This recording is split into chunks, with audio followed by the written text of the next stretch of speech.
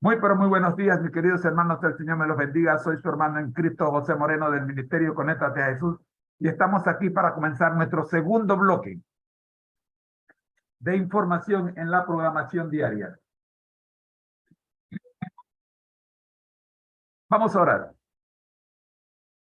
Nuestro Dios que estás en el cielo, al comenzar este segundo bloque, Señor, de la escuela sabática regular, le pedimos a usted, oh Dios, que podamos, oh Padre Santo, hacer las cosas de acuerdo a su divina voluntad. Por Jesús. Amén. Escuela sabática regular, dentro del seminario virtual Feliz para Siempre. Contrario a lo que dice la pantalla, hoy es jueves 5 de enero del 2023. Administrar para el Señor hasta que Él venga. El sábado 31 de enero vimos la introducción de esta lección. Recordemos algunas cositas que estudiamos ese día. Versículo para memorizar. Miren qué gran amor nos ha prodigado el Padre, que seamos llamados hijos de Dios. Primera de Juan 3:1. Parte de la familia de Dios. Es nuestra lección de esta semana. Como cristianos, una característica asombrosa de nuestra relación con Dios es que Él confía en nosotros para administrar sus asuntos en la tierra. Al comienzo mismo de la historia humana, delegó explícitamente a Adán y a Eva el cuidado de la creación perfecta. Génesis 2, 7 y 9. Desde ponerle nombre a los animales, cuidar el jardín, hasta llenar la tierra con hijos, que desde mi punto de vista fue lo que mejor Adán y Eva hicieron. Comentario personal.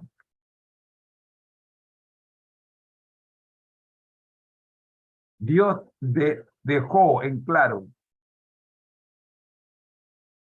que debemos trabajar en nombre de Él aquí. Esto fue antes de la caída. Esto quiere decir que si todavía usted y yo tenemos vida, es porque tenemos un propósito y existe una razón por el cual estamos vivos. Por favor, no solo para tener hijos y multiplicarnos. Él también nos bendice con recursos, pero a nosotros nos encomendó administrarlos. Por ejemplo, recaudar fondos, emitir cheques, hacer transferencias electrónicas, confeccionar presupuestos o llevar nuestros diezmos y ofrendas a la iglesia los sábados por de mañana. Dios nos anima a emplear los recursos que nos ha dado para nuestras necesidades, número uno, para las necesidades de los demás, número dos, y para el avance de su obra, número tres. Y aunque parezca increíble, sí, Dios nos confió a nosotros la crianza de sus hijos, la construcción de sus edificios y la educación de las generaciones venideras.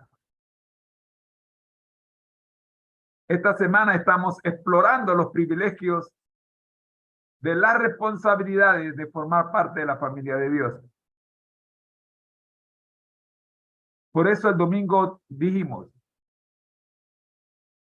somos parte de la familia de Dios. Así lo dice el apóstol Pablo en Efesios 3, 14 y 15. Cuando dice, por esta causa doblo mis rodillas ante el Padre de nuestro Señor Jesucristo, de quien toma nombre toda la familia de los cielos y la tierra.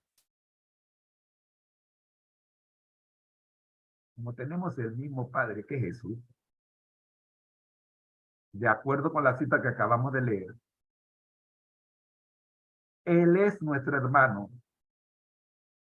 y todos somos hermanos en el Señor. Jesús se hizo humano para así, de manera literal, nosotros pudiéramos llegar a ser miembros de la familia celestial. El espíritu de profecía, representado en la señora Elena G. de White, así lo confirma en El deseado de toda la gente, la página 775, cuando dice: la familia del cielo y la familia de la tierra son una. Imagina un mundo en el que tratáramos a todos como familia. El domingo cerramos con esta pregunta: ¿cómo podemos aprender a relacionarnos mejor con todos los seres humanos como nuestros hermanos? El lunes vimos Dios es el dueño de todo. Allá revisamos la experiencia de David cuando se le prohibió la construcción del templo. Él quería construir el templo, pero Dios se lo impidió.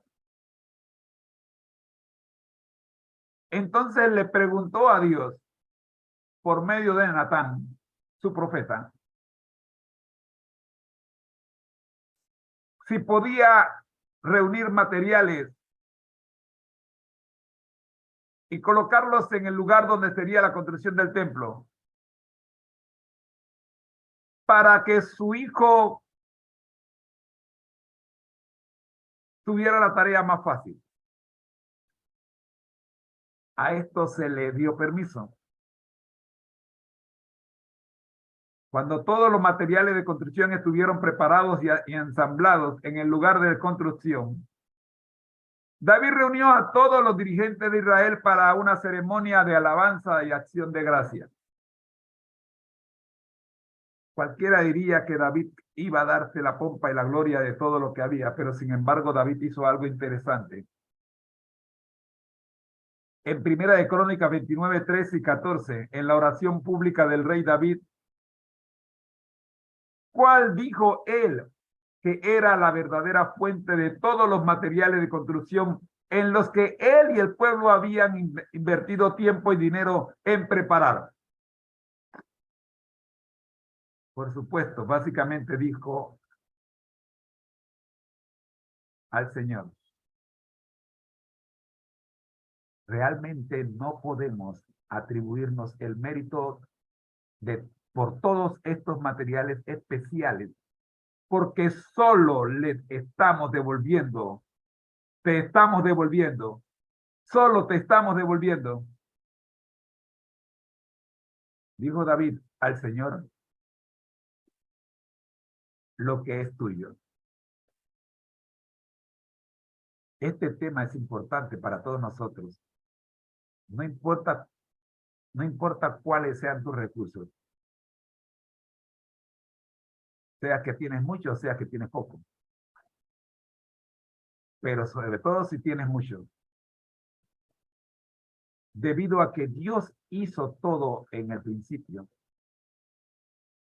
Él es verdaderamente el dueño legítimo de todo lo que existe, incluyendo todo lo que poseemos, sin importar con cuánto esmero y honestidad hayamos trabajado para ello. todo lo que tienen le pertenece. Si no fuera por Dios y su gracia, no tendríamos nada, no seríamos nada. Por cierto, ni siquiera seríamos, ni siquiera existiríamos. Más pequeño que un virus microscópico. No existiríamos. Por lo tanto, siempre debemos vivir reconociendo que,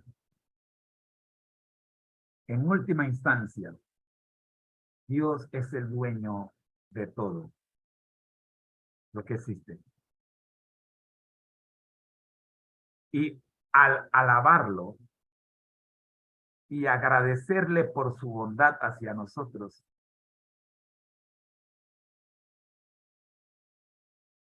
podemos recordar esta importante verdad.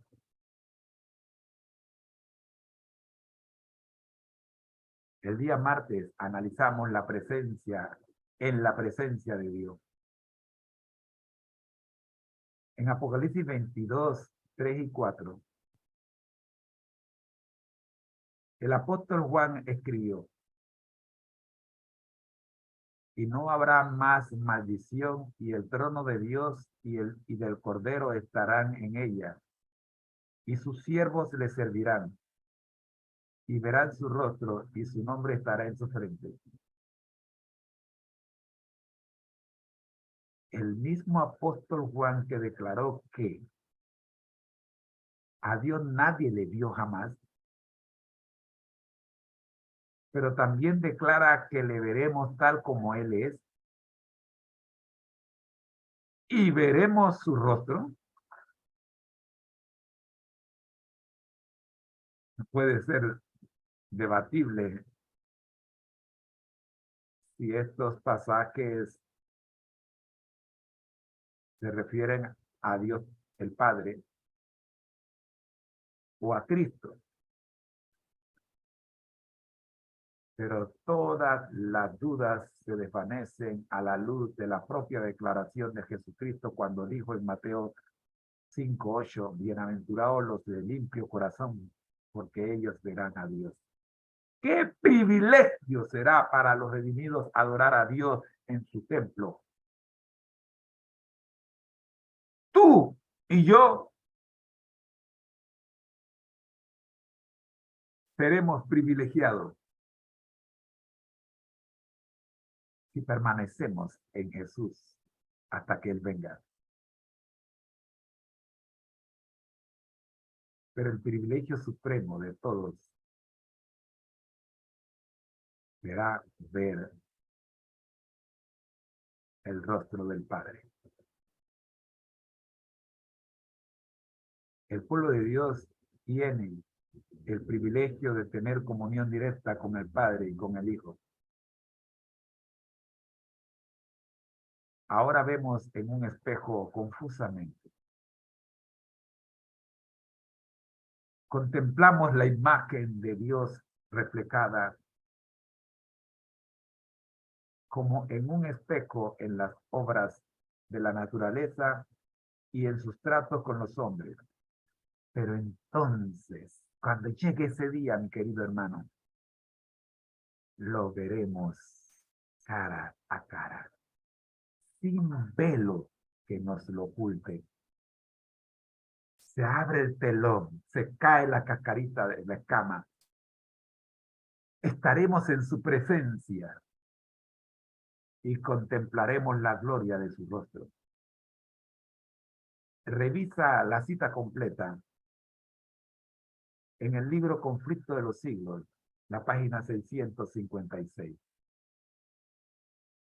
Observa en alguno de los versículos de hoy el vínculo entre la pureza y el hecho de ver a Dios. Esto lo estudiamos el día martes. Los de limpio corazón. Dice la cita, verán a Dios.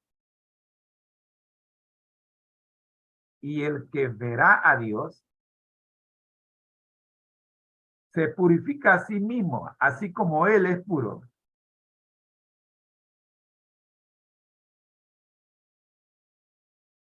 Cuando Moisés estuvo en presencia de Dios, el Señor le pidió que quitara la sandalia de sus pies. ¿Qué había en la sandalia de los pies de Moisés? Que no podía estar, no podía acompañarle a él. Era un símbolo de impureza la sandalia. Por eso la sandalia de Moisés no podía estar con Moisés mientras Moisés estuviera en la presencia del Señor. Y el Señor le dijo, quita la sandalia de tus pies porque el lugar que pisas santo es. Al estar Moisés en la presencia del Señor, se purificó a sí mismo, así como el Señor es puro. Moisés llenó los requisitos para convertirse en el instrumento que utilizó el Señor para liberar a su pueblo. Porque en presencia del Señor, Moisés alcanzó el grado del limpio corazón.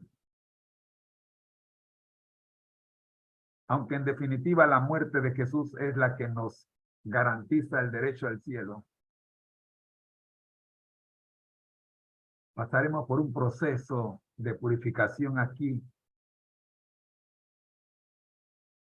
y ahora que nos ayudará a prepararnos para nuestro hogar eterno. Cuando Moisés alcanzó ese grado de preparación, el Señor lo llamó al descanso y luego le resucitó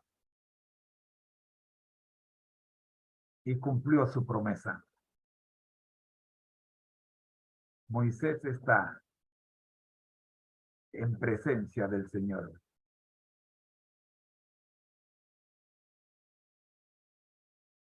Y el centro del proceso de purificación es la obediencia a la palabra, gracias a la obra del Espíritu Santo en nosotros. Para cerrar el día martes hicimos una pregunta. Lee primera de Pedro 1:22. ¿Cómo nos revela este texto el vínculo entre la obediencia mediante el Espíritu y la purificación? ¿Qué tiene la obediencia que nos purifica? Específicamente, ¿cómo dice Pedro que se manifestará nuestra obediencia? El día miércoles vimos las responsabilidades de los miembros de la familia de Dios. Todos disfrutamos de las bendiciones de los dones espirituales y temporales que Dios nos da. Qué reconfortante es saber también que somos parte de la familia de Dios. Te invitamos a leer Deuteronomio 6:5 y Mateo 22:37 y responder a la pregunta, ¿qué significa esto? ¿Y cómo hacerlo? ¿Cómo amar a un Dios con todo tu corazón y con toda tu alma y toda tu mente? Mateo 22:37.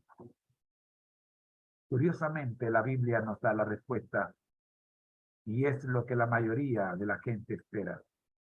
Y no es lo que la mayoría de la gente espera. ¿Qué espera la mayoría de la gente? ¿Y qué nos dice la Biblia? Deuteronomio 10, 12 y 13, primera de Juan 5, 23.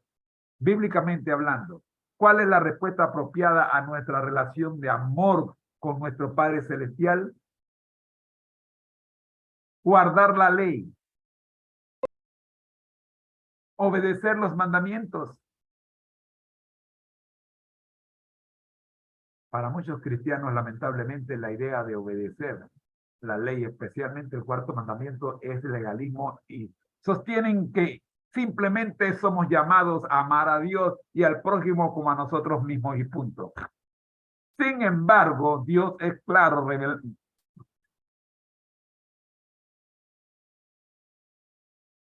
revelamos nuestro amor a Dios y al prójimo. Cáete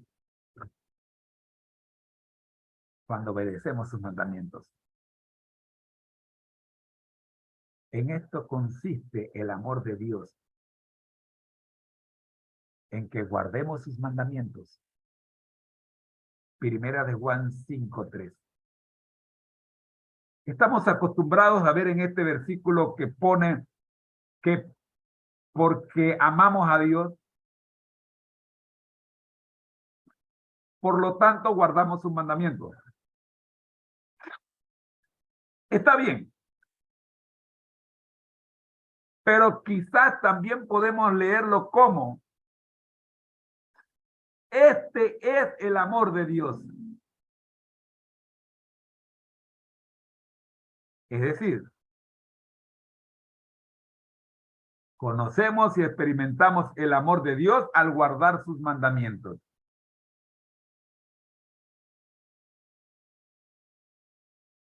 En Mateo 7, 21 al 27. Jesús dijo que los que oyen y practican las palabras de Dios son como un constructor sabio que edificó su casa sobre roca sólida. A los que escuchan pero no obedecen se los comparó con un constructor necio que edificó su casa sobre la arena, con resultados desastrosos. Escucha bien, aunque ambos oyeron la palabra, uno obedeció y el otro no. Yo quiero hacer una aclaración aquí. Hay dos palabras que normalmente se utilizan como si tuvieran el mismo significado. Oír y escuchar. Te invito a revisar ambas palabras. Y te vas a dar cuenta que hay una gran diferencia entre una y la otra. Se utilizan como sinónimos, pero no lo son. Porque el que solo oye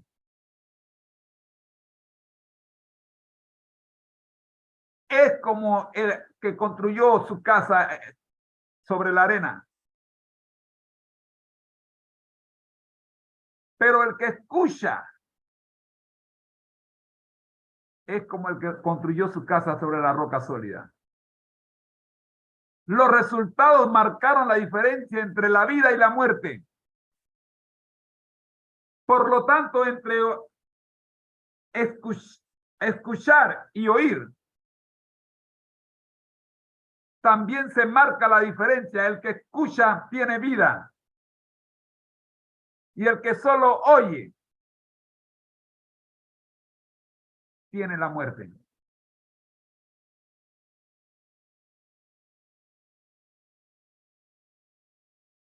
Los resultados marcaron la diferencia entre la vida y la muerte. Piensa en el vínculo entre amar a Dios y obedecer su ley. ¿Por qué deberíamos expresar el amor de Dios de esa manera? Porque guardar los mandamientos ciertamente revela ese amor. Te doy una pista. Piensa en lo que causa la desobediencia de su ley. Ayer miércoles tuvimos la oportunidad de estudiar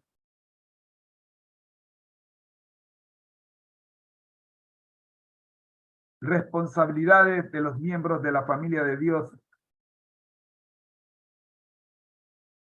pero nos hizo falta. Intencionalmente lo dejamos para el día siguiente. Las notas del espíritu de profecía. La primera de esas notas dice: después de su expulsión del Edén, la vida de Adán en la tierra estuvo llena de pesar. Cada hoja marchita, cada víctima ofrecida en sacrificio, cada ajamiento en el hermoso aspecto de la naturaleza, cada mancha en la pureza del hombre, le volvía a recordar su pecado. Terrible fue la agonía del recordamiento cuando notó que aumentaba la iniquidad y que en contestación a sus advertencias se le tachaba de ser el mismo causa del pecado. Se arrepintió sinceramente de su pecado y confió en los méritos del Salvador prometido y murió en la esperanza de la resurrección. El Hijo de Dios reparó la culpa y caída del hombre, y ahora, merced a la obra de la propiciación,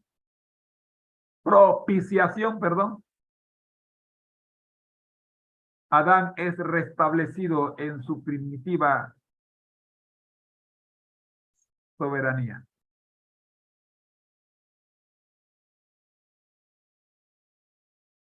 Transportado de dicha, contempla los árboles que hicieron una vez su delicia.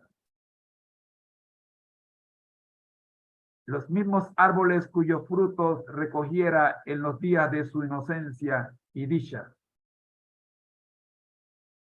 Comprende que este es en verdad el Edén restaurado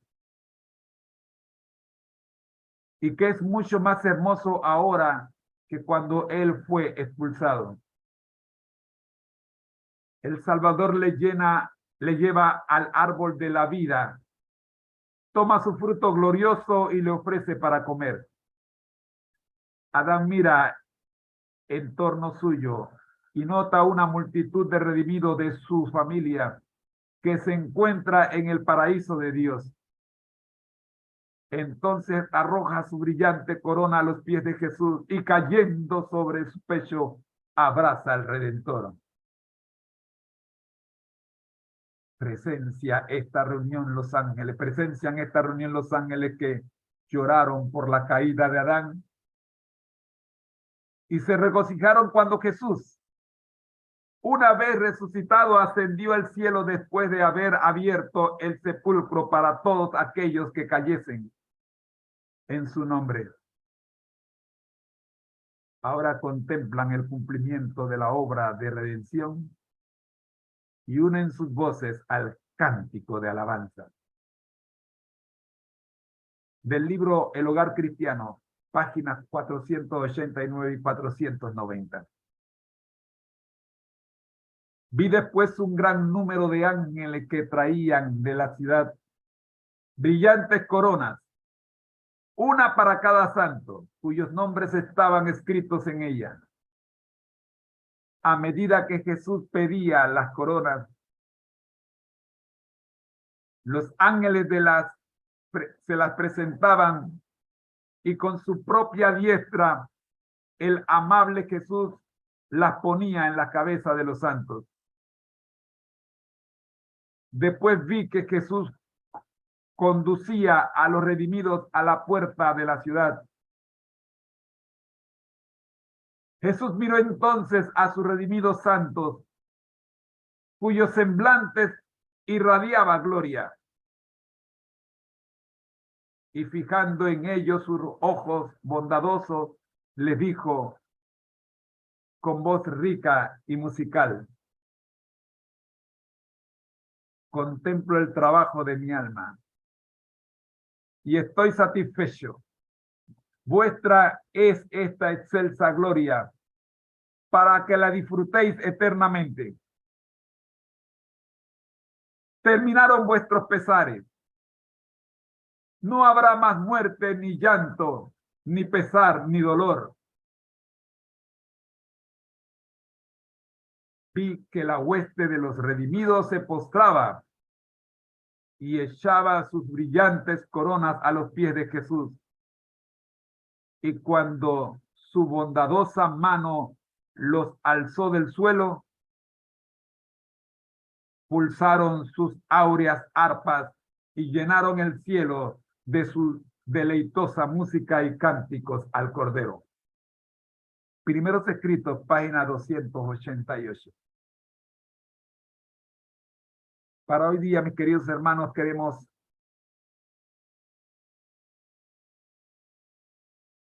recordarte su nombre en su frente. Acabamos de leer, mis queridos hermanos, que había un nombre en cada corona. El nombre de cada redimido. Lee Apocalipsis 22, 3 al 5.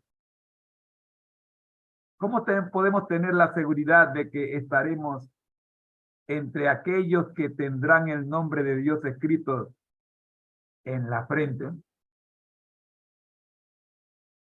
Es decir, ¿podemos estar seguros? Hay una corona que lleva tu nombre. Apocalipsis 22, 3 al 5. Y no habrá más maldición. Y el trono de Dios y del Cordero estará en ella. Y sus siervos le servirán. Y verán su rostro. Y su nombre estará en sus frentes. No habrá allí más noche, y no tienen necesidad de luz de lámpara, ni de luz del sol, porque Dios el Señor los iluminará y reinará por los siglos de los siglos. Después de la rebelión de Lucifer y la caída de Adán y de Eva, Dios podría haber restaurado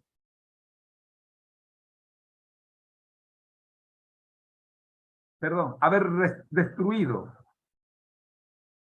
a los dos pecadores, a Adán y a Eva. Sin embargo, como expresión del amor incondicional por sus criaturas, Dios estableció un plan misericordioso para salvar a todos los que acepten lo que Él les ofrece.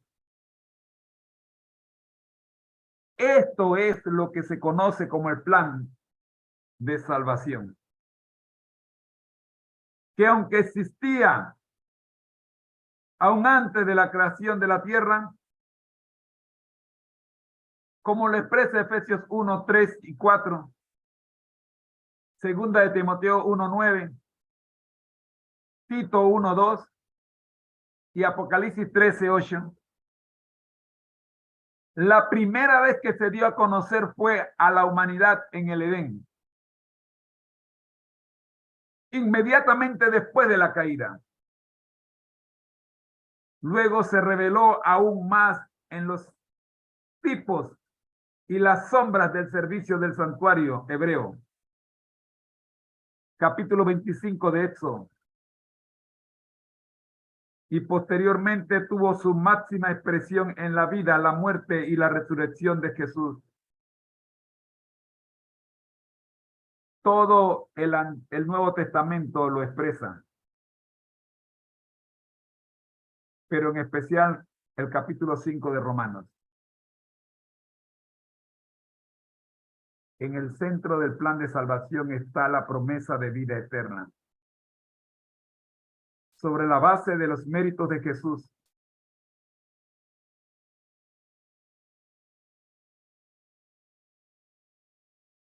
para todos los que acepten por fe la gran provisión hecha en la cruz. Antes de la cruz y después de la cruz, La salvación siempre ha sido por fe, nunca por obras. Por más que las obras sean una expresión natural de nuestra salvación. Pablo escribió acerca de Abraham, quien existió mucho antes de la venida de Cristo, como un ejemplo de la salvación por la fe. Romanos 4, 2 y 3 nos dice, porque si Abraham fue justificado por las obras, tiene de qué gloriarse, pero no para con Dios. ¿Por qué? ¿Qué dice la Escritura? Creyó Abraham a Dios y le fue contado por justicia. Romanos 4, 2 y 3. La pregunta es, ¿cómo nos ayudan estos versículos a entender de qué se trata la salvación por fe? Entonces podemos tener la seguridad de la salvación si aceptamos a Jesús, nos entregamos a Él, reclamamos sus promesas, incluyendo las de una nueva vida en Él, y nos apoyamos totalmente en sus méritos y nada más. Abraham creyó y esto le tomó en cuenta como justicia. Con nosotros funciona igual. Su nombre en su frente, mis hermanos. Por consiguiente, esto es lo que significa tener su nombre escrito en nuestra frente. Si lo tenemos escrito allí en este momento, no nos apartaremos de él. Entonces también estará escrito en los cielos nuevos y la tierra nueva.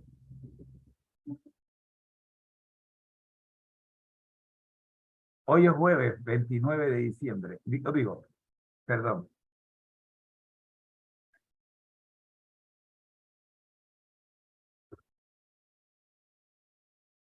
Hoy es jueves 5 de enero.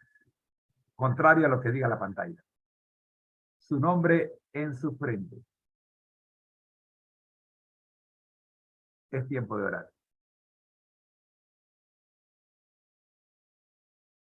Gracias, Señor, le damos por permitirnos analizar y estudiar su palabra. Estudiamos en el nombre del Padre, del Hijo y del Espíritu Santo. Amén. Ha sido una producción del Ministerio Conéctate Jesús. Les recordamos que al que el Señor llama, capacita. Al que envía, acompaña.